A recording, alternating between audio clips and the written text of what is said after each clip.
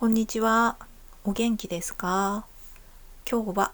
5月の13日の火曜日ですね。今日は全国的に天気がいいみたいですね。やっぱり私も雨の日とか曇りの日とかよりもね、天気が良い日の方が、お部屋の中にずっとこもってるだけでもね、なんとなく気分的にちょっと軽くなるというかね、気分が良いというかねになりますね。やっぱ天候とか日光が出てるとかね、そういうので結構気分って左右されるなって思いますね。洗濯物とかもね干しやすいし、今日もね敷シーツとか洗ってもすぐ乾きそうで、それがすごいありがたいですね。敷シーツとかはね、結構なんだろう、あれ結構乾きがいいですよね。分厚いっていうか、でっかい割には洗濯して脱水かけた後干してると意外と結構すぐ乾くんで、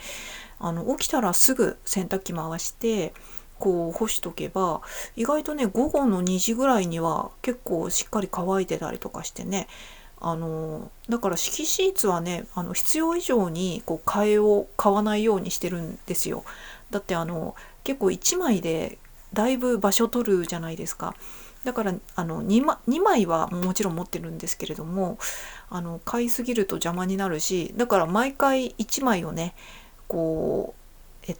朝起きたら洗って干して、また午後にはすぐ同じのをスチャッと装着するっていうパターンになってますね。もちろんねシーツ毎日洗ってないですよ。さすがに毎日はあれなんで、数日に1回ぐらいですかね。汗とかも全然かいてないしね。そんな感じでシーツ今日も洗ったりしてたんですけれども、なんやかんやね毎回同じシーツ使っちゃうんですよね。一番お気に入りのというかね、肌の触り心地がいいやつに毎回使っちゃうので、ずっと同じシーツをねもう何年も使ってて、今いつも使ってるシーツはね、いつ買っただろう、通販のベルメゾンで買ったんですよ。で前の東京にいた時に買った記憶があるから、多分ねでも10年くらい前かもしれない、買ったの。なんやかんやでそれくらい経っちゃったかもしれないですね。結構肌触りがオーガニックコットンのやつなんですけれども、肌触りがすごい良くてね、毎回洗ってすぐまたそれを使うみたいのを繰り返してますね。でもねそろそろ新しいシーツ欲しいなと思って、昨日 Amazon でねオーガニックコットンで検索してやっぱりオーガニックコットンがいいなと思ってね、お手軽のやつを選んだんですけども、一応ねカートには入れてるけど、まだちょっとポチってないんですよね。なんかもう一個ぐらい買わなきゃなんないものがあったような気がして、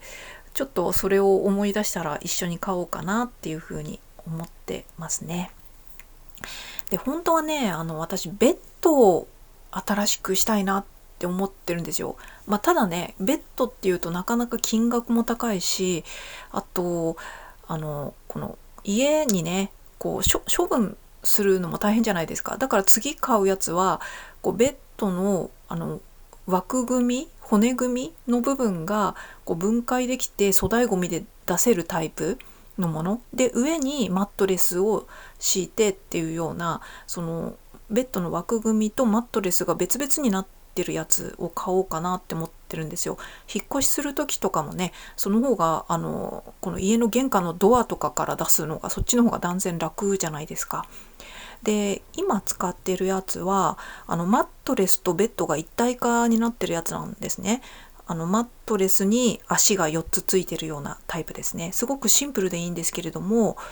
ただね引っ越しの時とかはやっぱそのまま運ばなきゃだから、足の部分だけ取ってねちょっと大変かなっていう気がします。あとねこのベッドねもう何年使ってるとだろう、十数年使ってるんですよ。だからちょっとだけねスプリングがへたってきた部分もあるのと、あとね、こう、たまに画像で出てるんで、わかる方はわかるかもしれないですけど、ちょっとね、シングルベッドの長さ的にちょっと短いタイプなんですよね。これが私が前に住んでたとこの、ちょっと部屋の、こう、ものをいろいろ置く都合上、ちょっと短めのベッドを買ったんですよね。だからね、若干ちょっとね、長さが短いんですよ。だから買うのであれば次は普通の長さのシングルのやつが欲しいなっていうふうには思ってますね。で、やっぱりね、そろそろこうベッドも買い時かなっていう気はしてたんですよね。で、やっぱりベッドってね、結構健康とかね、そういう上で何気に大事なものじゃないですか。だからお洋服とかを買うとかね、そういうものよりも第一優先でベッドってなんかちょっとこうした方がいいなとか不具合があったりとかねしたらちょっと変えてもいいんじゃないかなっていうふうには思いますね。どっちかっていうと健康への投資に近い部分があるんじゃないかなって思います。でね、私のベッド自体ももう十数年なんでね、実際替え時っていうのはあるので、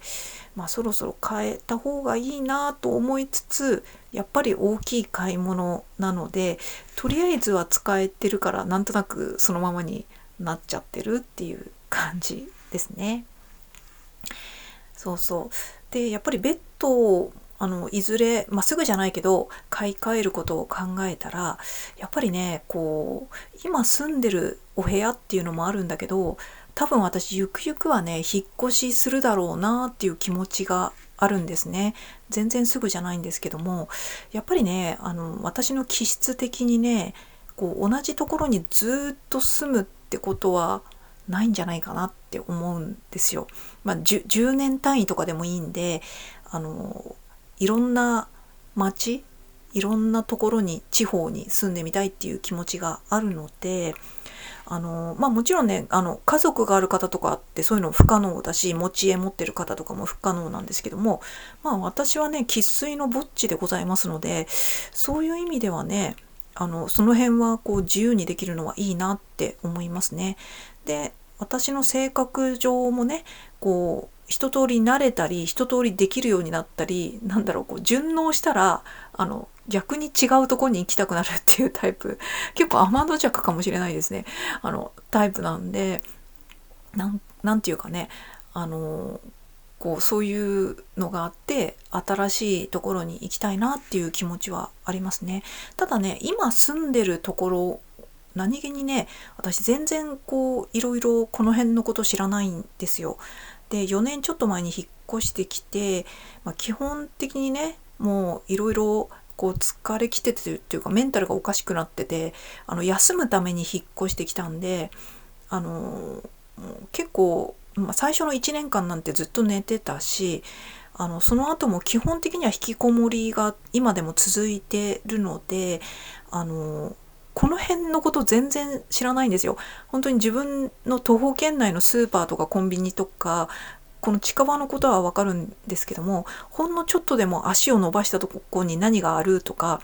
例えばその地方でのちょっと人気スポットとか、あとはちょっとした観光名所とかね、そういうのも全然行ってないんですね。だからこの辺住んでる割には全然この辺のいいところに行ってないし、全然実は知らないっていうところがあるので、ある程度はね、こう観光とかね、ちょっといろいろね、この地域住んでる場所をね、少しこう観光してみる。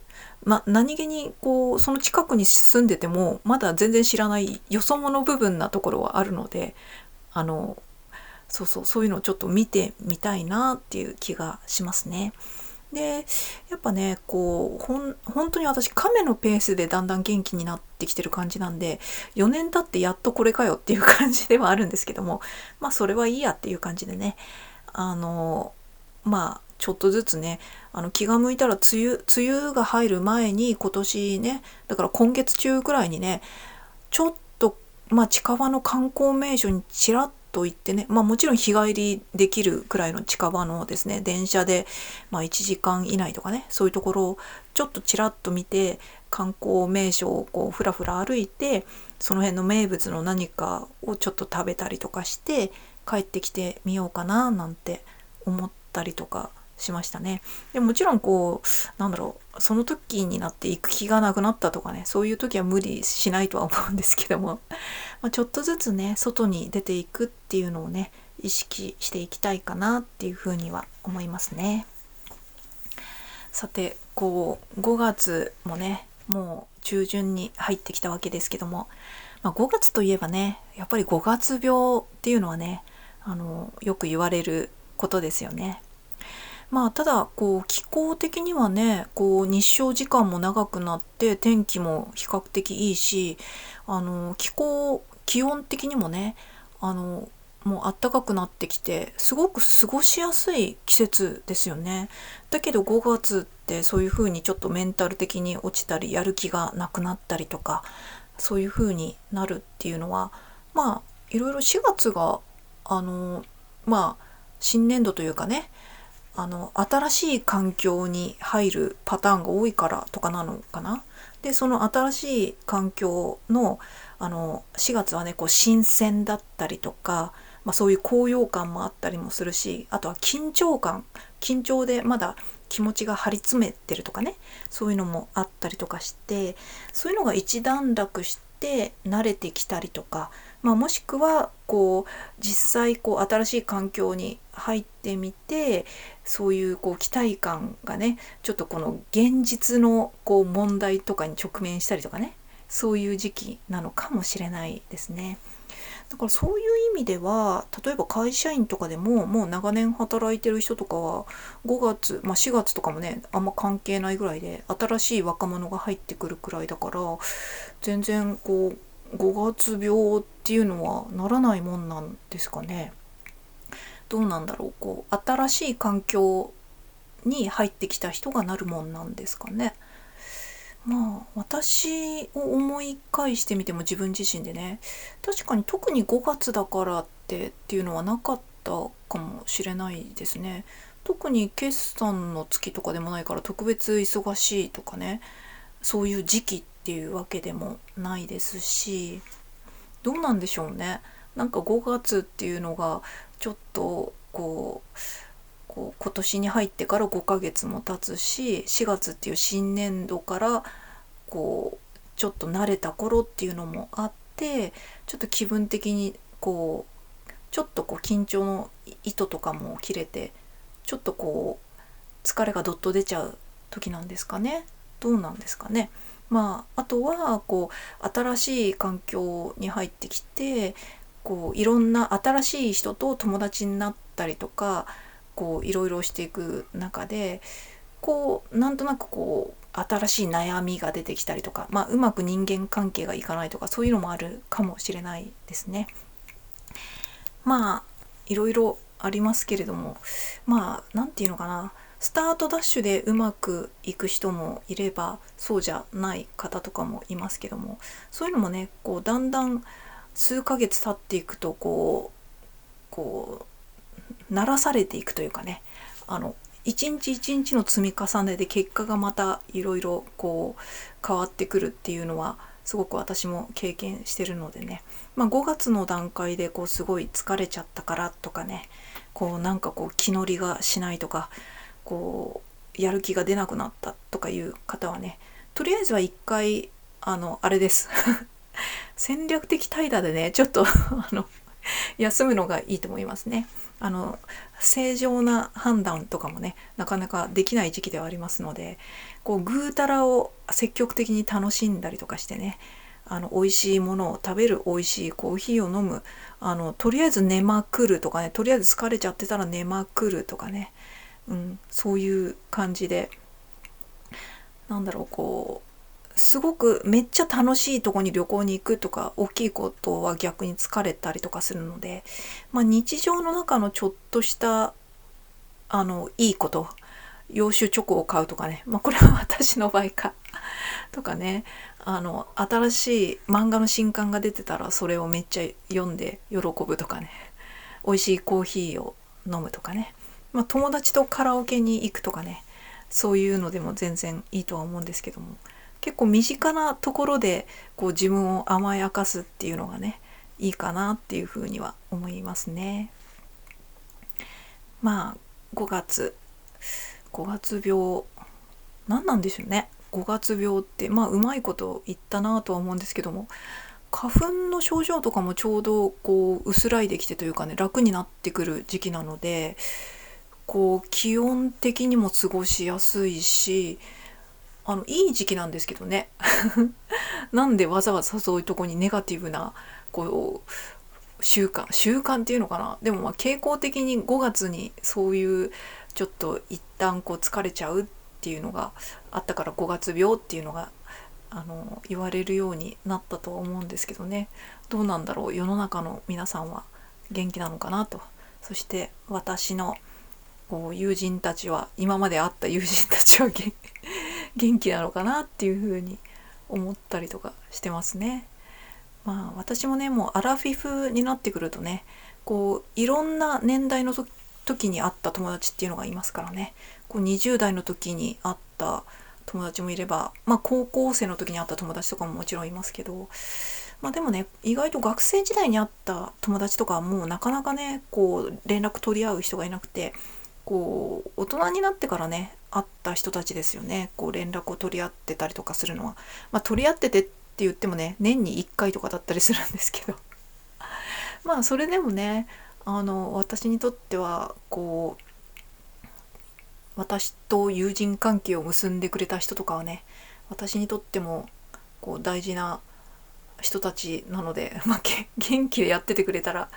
いいなっていうふうに思ってたりしますね。連絡とか全然こう取ってなくても、なんだったら携帯とか何回か変えてるうちに連絡先が分かんなくなっちゃったりとかした友達とかもいますけれども、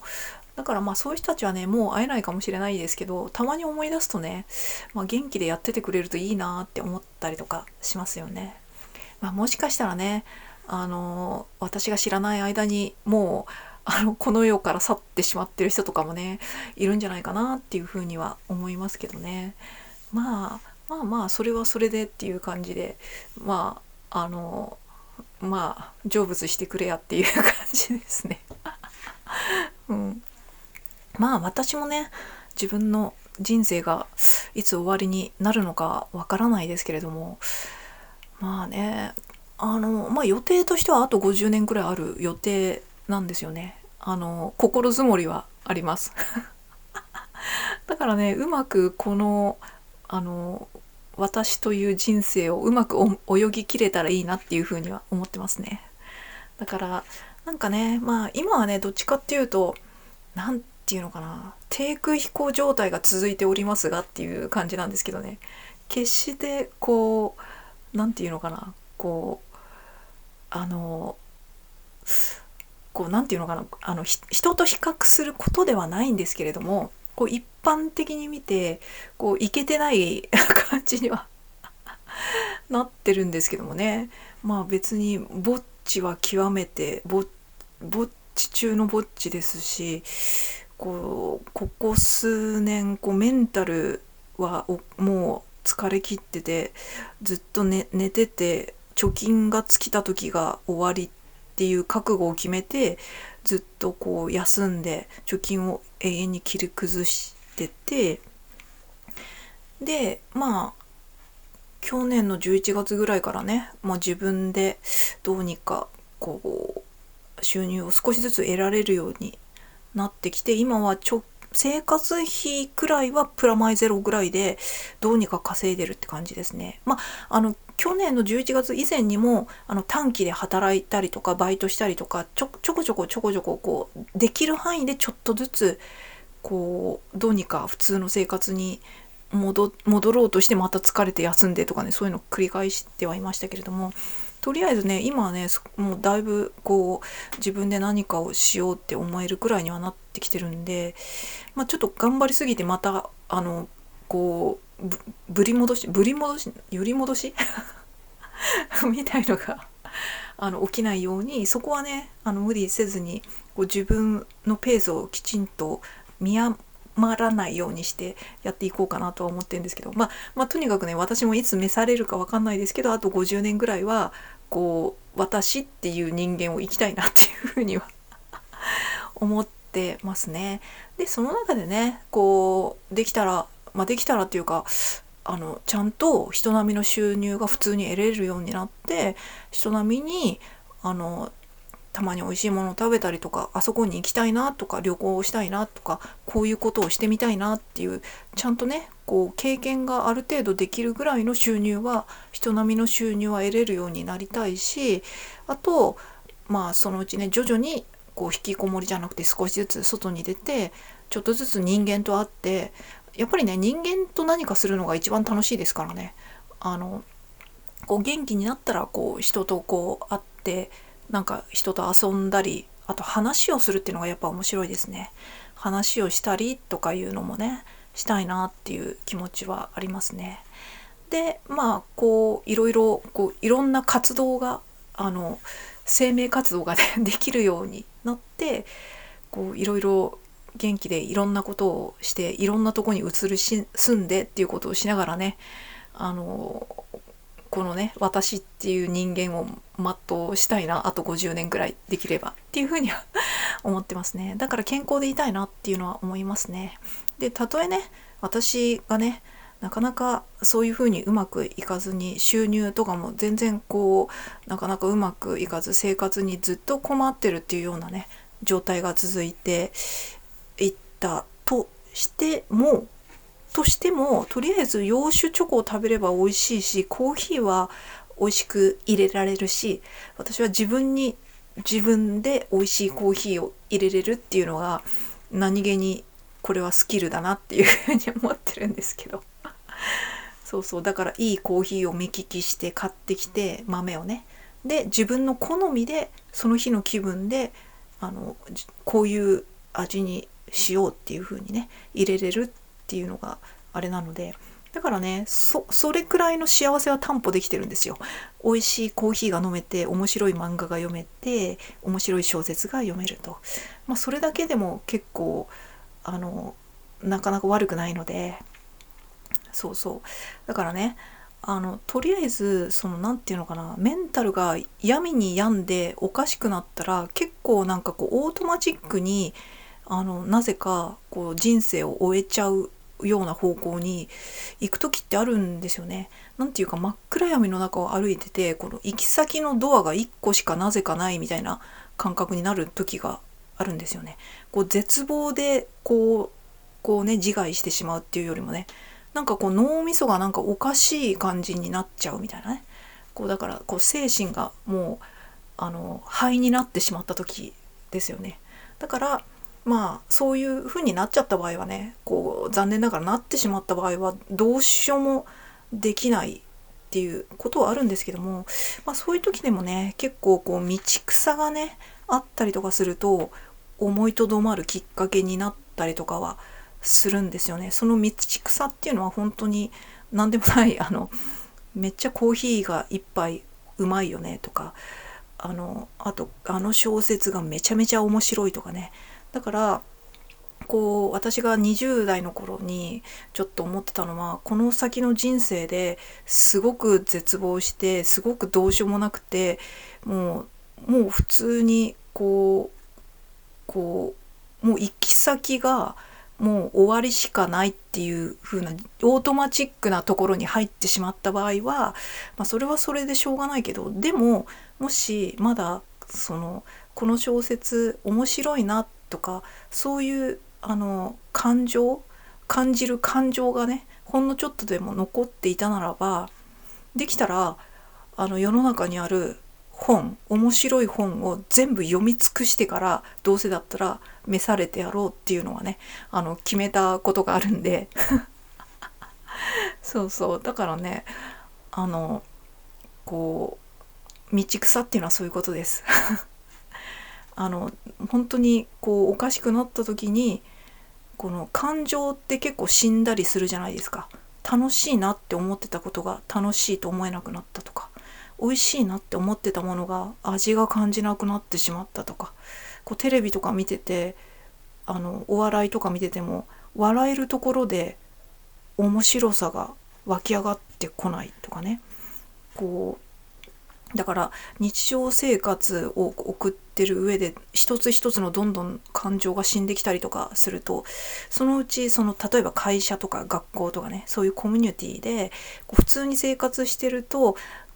喜怒哀楽が普通に出てこないとおかしいじゃないですか。だから人と話してる時にちょっと笑ったりとか、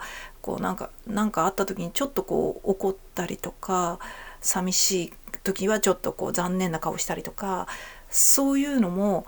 感情は死んじゃってると、ちょっと周りからどうしたのっていう感じになるから、それを全部演技しなければならなくて、そういうのもエネルギーが使うし、そういう状態になったりとかするじゃないですか。でいずれはこのエネルギーがエンプティのところにほぼ近くなると、もう何もできなくなって感情も残ってないから、そのまま一つのドアに進むしかないみたいな、別に絶望みたいな感じじゃなくてもオートマチックにそのドアに進んでしまうみたいな、なんかそういうことってあると思うんですけど、人それぞれだからちょっとは違うとは思うんですけども、そういう時の道草がね、本だったり漫画だったり、チョコレートでもいいし、私の場合はコーヒーもあったし、だからそういう道草だけでも意外と人生楽しいしっていうのはありますね。どうせだったら最後のそのドアを開ける前の道草として、道草の美味しい草全部食い尽くしてやろうみたいな、それでどうにもなんなかったらその後を召されてやろうっていう気持ちはありますね。なんか何の話だっていう、ちょっと5月病からなんで着地点がそこになったのかちょっとよくわかんないですけど、私は結構長生きしてみたいタイプだし、っていうのも50年後どんな世界になってるのかっていうのを好奇心で単純にね見てみたいっていうのもあるし、自分がババアになった時どんなババアになるのかっていうね、そういう興味もちょっとあるし、あとはさっき言ったように面白い漫画とかをどんどん読み尽くして、今でも新しいものって漫画家さんとか小説家さんとかが書いてくれてるので、生産されてるから、終わり尽きることはないんですけど、だからそういうのを読み尽くして面白尽くしてから召されてやろうっていう気持ちはありますね。だから私がすごく本当にいわゆる人と比べることじゃないけど、この底辺っていうね生活、一生底辺のまま終わったとしても、意外とそれはそれで漫画とかね、コーヒーとかチョコレートの面白さと美味しさっていうのは担保されてるので、そんなに絶望するほどのことでもねえなっていうのはありますねっていうのをなんとなく思ってると。それでただ別に最後までちゃんと命がある限り生きるべきなんだよ、生きれない人もいるんだからとか、全然そんなこと言うつもりはなくって、何らかで絶望してねどうしようもなくなって召されてしまったら、それはそれでねしょうがないし、別にそれをねそういうこともあるし、大変だったねってもう言ってもらえるだけでいいんじゃないのかなっていうふうにね思うなっていうふうには思ったりしますね。もちろん人には言わないですけど、内心は実はそう思ってるってだけで、自分がそうなってもなんかも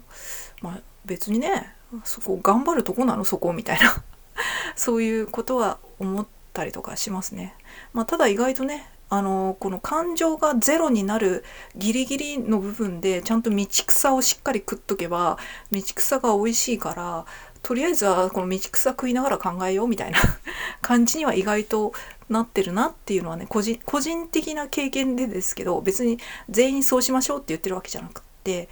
なんか意外とそういうのがあるよねって思ったっていうだけの話ですね。そんな感じでございますちょっとすいません、ちょっとよくわかんなくなっちゃったけど、とりあえずそんな感じで、今日は天気もいいのでね、さっきもうコーヒー飲んじゃったけど、これからねスーパー行って洋服チョコを買っちゃおうかななんて思ったりとかしますね。あとね、こういう天気がいい日はね、すごいしょぼい楽しみ方なんですけど、コーヒーを飲んでねゆっくりちびちびコーヒー飲んで、コーヒーが3分の1くらいになったらだいぶもう冷めてるんですけど、冷蔵庫から氷を1個だけ出してきて氷を入れて、その最後の3分の1だけアイスコーヒーにして飲むっていうのが私のちょっとしたこうルンルンというか、ちょっとした楽しみですね。うん、そうそう、そんな感じでございました。はい、それではまた。